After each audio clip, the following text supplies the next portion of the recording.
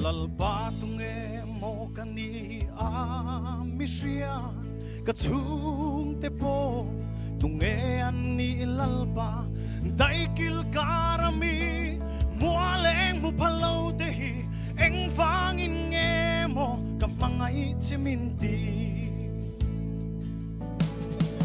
kazong zong hian fakje anwa kaeng kimhi ita ani kamangay che kamangay che kazong zong hian fakje anwam lalpa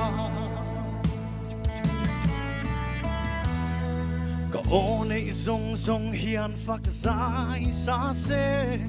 kanun nahi lo min nao chuak ro se kanei luber mangai na po pecheila a hen zo longe i mangai ne po kazong zong hian fakje anwa ka eng kim hi ita ani ka mangai che ka mangai che kazong zong hian fakje anwam lalpa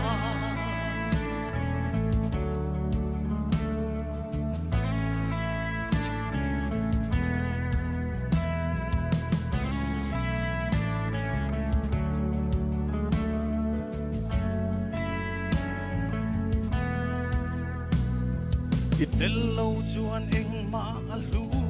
zolo I chuan kata leivana chang tri kathak lel berini kalung long nai ni kazong zong hian fakje anwam lalpa kazong zong hian fakje anwa ka eng kim hi ita kamangay che kazong zong hian fakje anwam lalpa kazong zong hian fakje anwa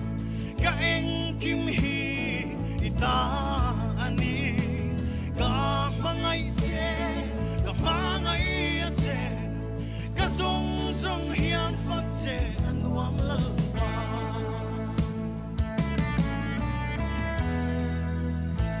Hallelujah lalpa chu fakin omro se